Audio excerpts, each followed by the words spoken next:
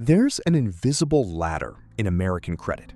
At the bottom, cards that just prove you exist. At the top, cards that pay for your flights, put you in airport lounges, and hand you thousands of dollars in travel every year. Most people never climb it, not because they can't, but because nobody ever showed them the map. Today, I'm showing you the entire ladder. Every tier, what each level unlocks, what it takes to reach the next one, and the traps between them. Find where you're standing right now, and let's climb. First, understand why the ladder exists. Banks sell trust.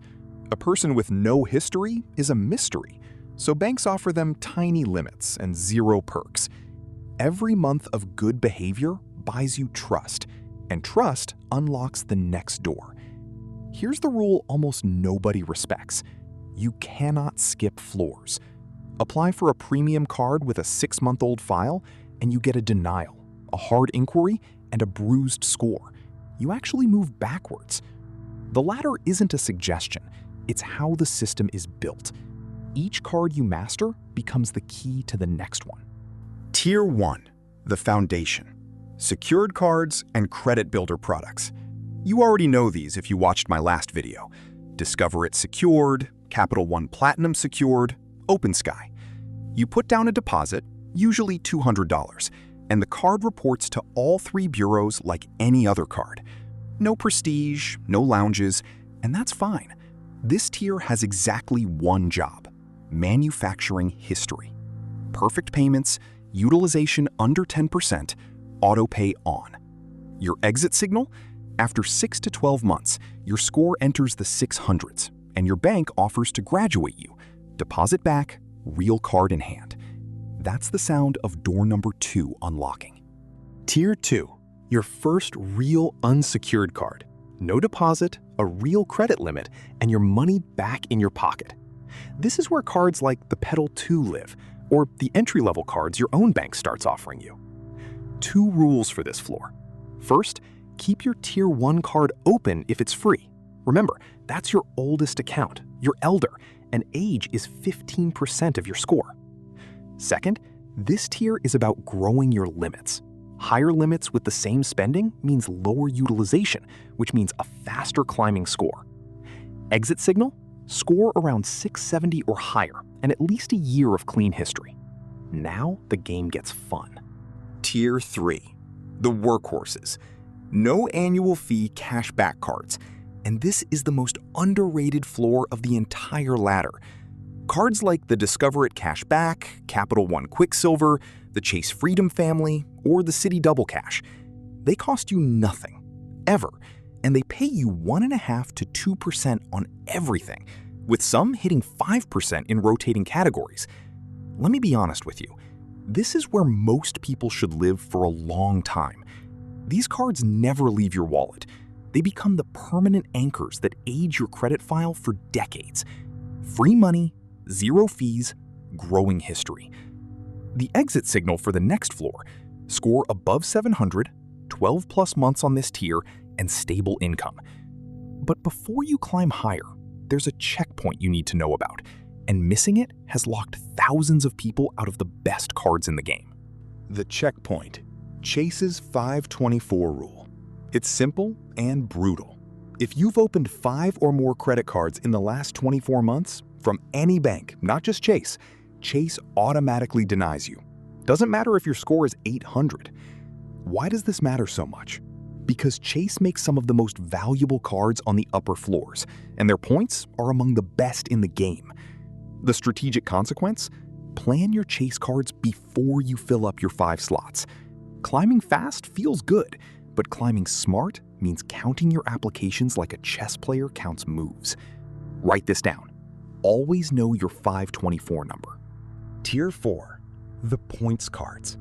This is where your cards stop giving you pennies back and start buying you flights. The 2 kings of this floor: the Chase Sapphire Preferred at $95 a year and the Amex Gold at $325. Yes, you're now paying annual fees. And here's the mindset shift that separates climbers from collectors. An annual fee is a business deal. You pay it only when the value you extract is bigger than the price. What makes these cards special? Two things. Transfer partners. Your points move to airlines and hotels where they can be worth 2, 3, even 5 cents each instead of 1. And welcome bonuses. Spend a few $1,000s you were gonna spend anyway in the first months, and these cards hand you 60, 70, 100,000 points, routinely worth $500 to over $1,000 in travel. A welcome bonus is the single biggest payday in the entire credit card game. Exit signal? You've mastered points. You travel at least a few times a year, and the math of the top floor starts making sense for your life. Tier 5, the Summit, the premium cards. The Chase Sapphire Reserve at $795 a year, the Amex Platinum at $895, and the Smart Climber's Secret, the Capital One Venture X at $395, the cheapest ticket to the premium floor. What do you get up here? Airport lounges around the world, hundreds of dollars in automatic travel credits, hotel upgrades, elite status, concierge service. Now, the honest truth nobody tells you at the top. These cards are coupon books. The Reserve gives you a $300 travel credit. The Platinum stacks credits for hotels, Uber, and entertainment. If your real life uses those coupons, the card pays for itself and then some. If it doesn't, you're paying $900 for a metal rectangle and a feeling. Here's my rule for the Summit. The card must beat its fee with benefits you were already going to use, not benefits you force yourself to use. And listen, the flag at the top isn't mandatory. Plenty of smart people live happily on Tier 3 forever. The ladder isn't about reaching the top. It's about knowing exactly where you are and never paying for a floor you don't use. Numbers current as of mid-2026. Always verify on the issuer's site. Let's lock in the rules of the climb. 1. One application at a time. Space them out by at least 6 months in the beginning. 2. Never close your oldest free card. Downgrade instead of canceling. 3. Utilization under 10%. Forever. This rule never retires. 4. An annual fee is only paid when the math wins. The bonus and benefits must beat the price. 5. Always know your 524 number before you apply. Now, the whole map on one screen. Months 0 to 12, Tiers 1 and 2, secured card, graduation, first real limit. Months 12 to 18, Tier 3, the Workhorses. Months 18 to 24, Tier 4, if you travel. Beyond that, the Summit becomes available, if your lifestyle votes yes. From invisible to airport lounges in roughly 3 years. And the beautiful part? Every single month of that climb, your cards are paying you, not the other way around. So, where are you standing right now? Drop a comment. Tier 1 climber.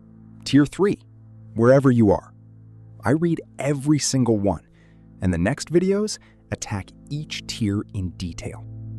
If this map helped you, subscribe and turn on notifications. This channel is the guide for the entire climb. Next stop, the full review of the best first card in America. One journey, one card at a time. See you at the next step.